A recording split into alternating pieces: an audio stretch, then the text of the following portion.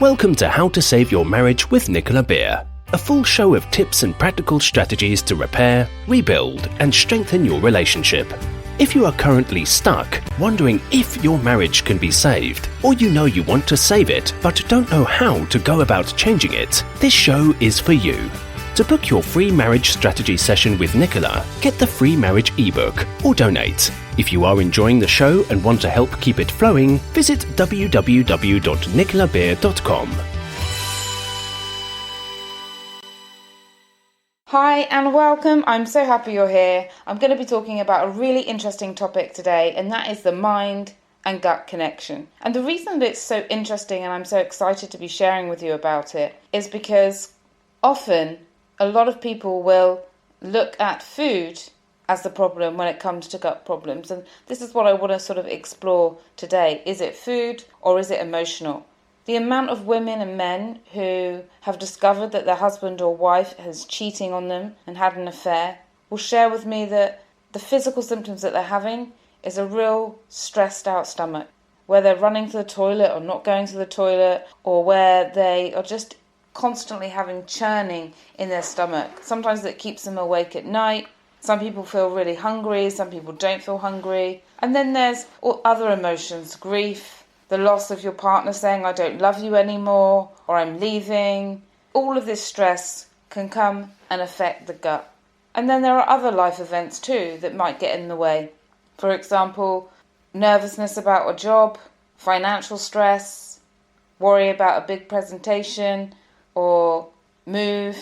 All of these things can cause us stress in our body, and this then can affect our relationships and our life in general and our happiness. So that's really why I wanted to sort of bring light to this. I think it's a really fascinating area because these days so many people are getting tested for food allergies, for wheat intolerance, gluten intolerance, dairy intolerance. Do you believe that we've all become intolerant, or is it emotional as well? Are we more highly stressed? Are we more highly focused on gadgets and technology rather than connecting with each other? If this interests you, great, carry on listening. If you're not interested in the mind, body, gut connection, then feel free to just skip this episode. I am going to be creating another episode coming up in the next few weeks as well on the importance of human connection, because I believe that all of these things are kind of related. And if you haven't yet, do subscribe to the show so that you don't miss any episodes. I do have 3 very popular podcast shows. I'm not sure if you have checked all of them out. The main 2 are Save Your Marriage podcast and Emotions and Eating. So if you're interested in either one of those and you're not only listening to one of them, then do Google my name into your favourite podcast platform to find it.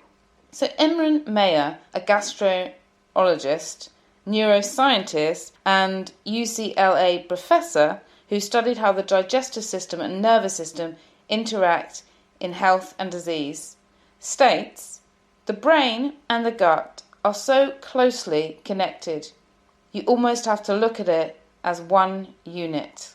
Our brain and gut are connected. There are so many instances where you can probably identify this with yourself. So many instances where we feel physical symptoms that indicate there is a deep connection between the mind and our gut. For example, when we feel butterflies before attempting to do something that excites us or scares us, or when we feel butterflies in our stomach when we were younger and someone came along that we really found attractive. Sometimes people still have those butterflies way on in their 50s, 60s and 70s. And then when something scares us, we may feel a gut instinct of fear, of hollowness, of emptiness. We may get a gut feeling that something isn't right about a person or about a decision that we might need to make. However, we seem to forget that as much as we feel good emotions in our gut and bad emotions in our gut of fear, we also tend to forget that we also experience stress in our gut. Stress can be that nauseating feeling, that feeling of sharp pain or just a dull ache or stomach cramps before an interview, These are just some of the things, and maybe you're listening and you can totally relate and have your own examples of this. Unfortunately, stress and difficult emotions are the ones that have a negative impact on our gut. Chronic stress can totally disrupt the microorganisms that help us to break down food and maintain a healthy, active immune system. The link between the mind and gut starts in the mind. When we experience a stressful situation, our mind sends two signals throughout our bodies. One message spikes the stress hormone cortisol, and the other initiates a gut reaction, such as a bellyache or irregular bowel movements, diarrhea and constipation. Both are there to tell us that something is not okay. When the mind senses that something isn't right, the nerves are sent to completely change the disposition of the lining of our gut to make sure that our body can communicate clearly that we are stressed. Chronic stress over a long period of time can do a lot of damage to our insides, destroying the lining that can lead to the leaky gut syndrome, where the gut immune system is compromised. Thus we begin developing allergies, intolerances and autoimmune diseases. So if we want to fight our colds and flus, we really need to look after our gut immune system. Usually the impact of stress in your life will bring on a change in food that you consume. For example, you may turn to comforting food, or food high in sugar, or greasy and oily food, or convenient food, or not eat at all. Naturally, you will assume that this is the foods that you're consuming, your diet, your pattern, that is creating the issues in your gut. However, we need to realise that our food intake is not the sole culprit in causing this reaction in our bodies. It is the stress or emotions we hold deep inside that are disrupting the health of our gut. If we do not deal with the issues that are creating stress in our lives, then we will never truly heal the microorganisms in our gut. This is particularly noticeable for those who suffer with irritable bowel syndrome, IBS. They find that they have extreme flare-ups when they are stressed or anxious, further reinforcing the idea that the mind and the gut are intimately connected. I used to have really bad IBS, irritable bowel syndrome, for years. And I kept going to the doctor and they put me on all these different medications. I was probably given about 5 or 6 different medications in the UK to take, not all at once, but trying like lots of different things over the years. Nothing really worked or made any difference until I completely changed my career and did some healing work on my childhood and self-love. And then that made a huge difference. When you understand the infinite connection between mind and gut, you're able to understand the positive impact of cognitive therapies on health issues that arise from an unhealthy gut. So what I mean by cognitive therapies is talking therapies, so talking things through with a therapist. If you can't afford a therapist, then talking things through with someone that you trust, things that are on your mind, things that are stressing you, and especially if you have consistent problems. And then there is mindfulness, which is a great new thing, which basically means focusing on one thing at a time. Then there's meditation. I love doing guided meditations, as you know, and I've got a few on my website. Hypnotherapy, which is also very powerful. You may have heard me talk about that before. It's really helped change my life and many of the others that I've worked with. Yoga can be another example, and any other ways that really you can move. I had a lady, she didn't really like Pilates or yoga, so she started doing swimming, and that really helped her stomach. These can all improve the symptoms of stress and anxiety.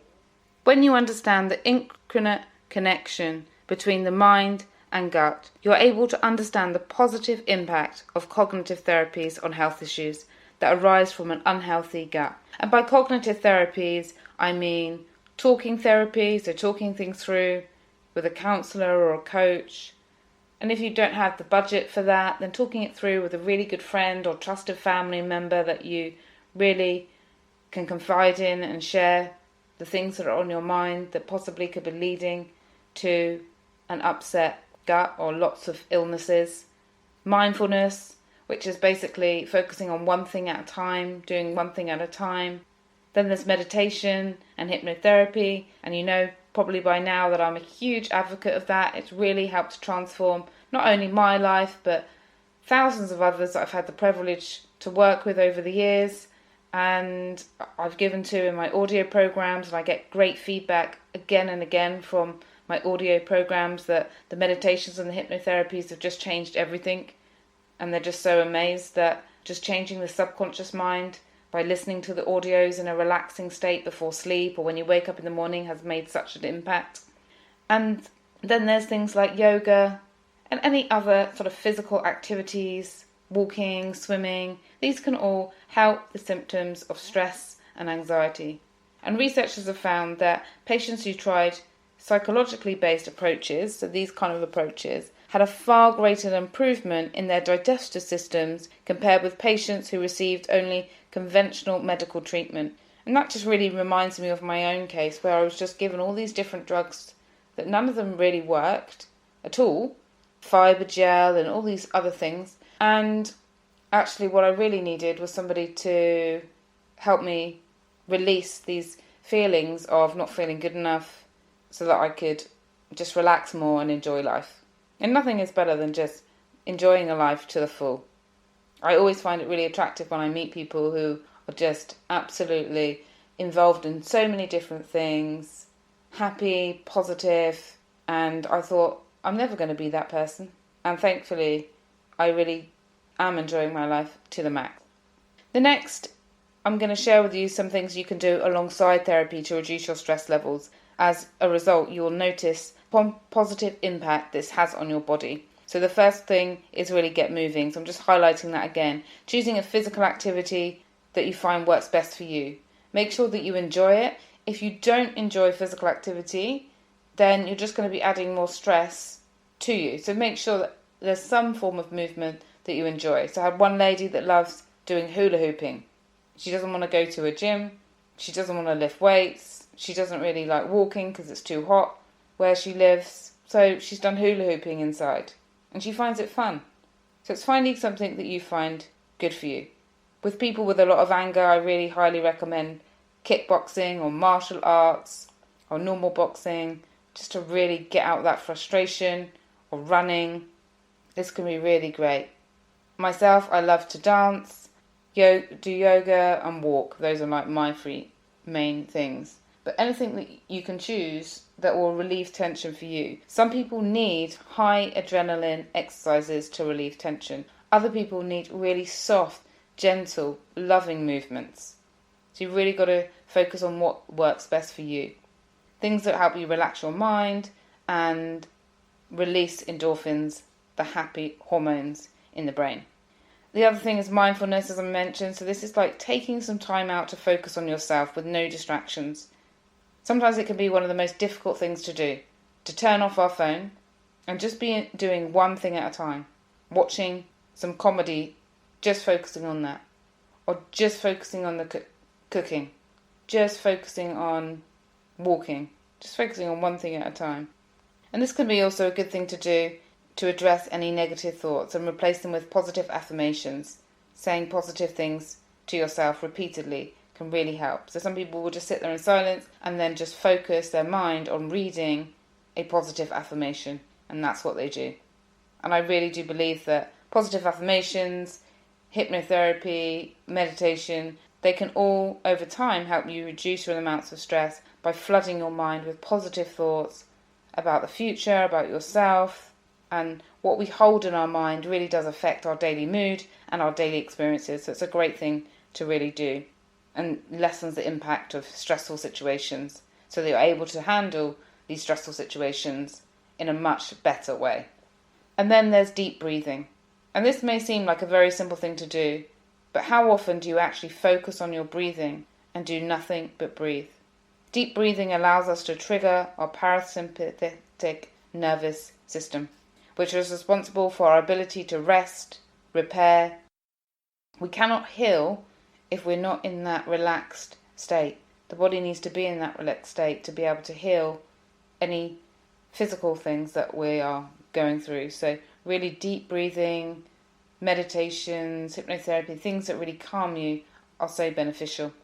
If you're going through any stomach issues at the moment, then consider getting some support. If you'd like to discuss having support from me, I'd absolutely love to share more about how I've helped people. You can book a call on my website, nicolabeer.com, with me.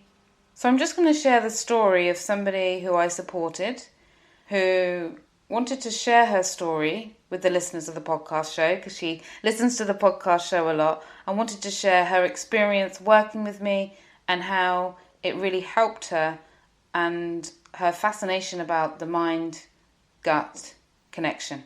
I wanted to share this with you as well, so that hopefully it might inspire you to listen more to your body, to get some help for yourself in whatever form feels good and right to you.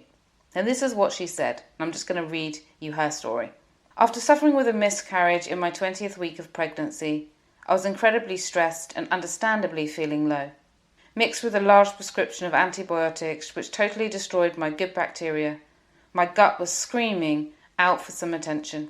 However, I didn't have a clue that I should be focusing on the impact of stress and emotions on my gut. I just blamed the miscarriage for my declining health. Over the months after my miscarriage, I started experiencing horrific stomach pains, heartburn, dizziness, and my immune system was at an all-time low. I was contracting every single cold, flu, and stomach bug that was going around, and this meant that I was stuck in a vicious cycle of feeling anxiety, falling sick, taking medication, feeling temporary relief, and then back to the anxiety. I never thought I could figure out why I was feeling anxious, and definitely did not connect to the anxiety in the stomach issues I was experiencing. It was horrible battling between my anxiety and getting sick all the time. I felt like I was becoming more and more isolated as I would turn down social events in case I needed to use the toilet suddenly, because my body couldn't handle the anxiety of being in public and feeling sick. On the odd day that I did go out with my family or friends, not only did I feel the urge to go to the toilet often, but I also found myself sweating profusely and my heart was racing, which caused me to panic even more, to the point where I felt like I was going to pass out. It really was a difficult and lonely time in my life. I began doing my research on the food, and I ate different foods. I also began researching supplements that I should be taking in the hope that my symptoms of anxiety would reduce. However, everything worked temporarily. Nothing I did had a lasting effect. I was still suffering the odd stomach bug, and my immunity was no better than before. I couldn't believe I was trying every medication or supplement that the health professionals would suggest, and nothing was working. It was so hard to break that cycle of depressive emotions. There were days I spent crying in pain, but also crying because I couldn't understand what was happening. Until one day, I had enough of feeling sorry for myself, and I decided I should try something I've never tried before: therapy. Eventually I went to see Nicola for my anxiety about my poor health. After explaining my symptoms, we started a course of hypnotherapy and body work. I was encouraged to listen to my body and find out what it's trying to communicate with me. This was the first time I was able to take some time out and actually tune in with my mind and body. Over a few weeks, I worked out that the trauma of the miscarriage had deeply impacted me, and because I hadn't dealt with my loss, I ended up suffering health-wise. I could not believe that by taking on a healing journey that heavily involved therapy, I was able to see real progress in my health. I was willing to go out more. I was less anxious, and thankfully I noticed a decline in the number of days that I was sick. Thanks to Nicola, I'm able to listen to my body and understand what it's communicating to me when I'm feeling stressed, anxious, or going through a rough time. Working on my mind has enabled me to strengthen my gut and also love my body for what it tells me. I am medication free and no longer worry where is the nearest toilet when I'm in public. It's changed my life completely. I'm writing this to share with anybody that is suffering with anxiety, that is suffering with lots of pains in their stomach, to really go and get support. Don't wait 18 months like I did, trapped in the grief and cycling pessimistic thoughts. So that was from a lady that I worked with, and I just really wanted to share that because it's so powerful, that mind-body connection. She had a miscarriage and then felt so low, and then it manifested itself in gut physical problems. IBS, pain, bloating, swelling, all of those kind of things. And when we did the therapy for her to touch her stomach, to learn what is there, uncontrollable grief came out, to be healed, to be let go of. This is where somatic therapy is really interesting and really, really powerful.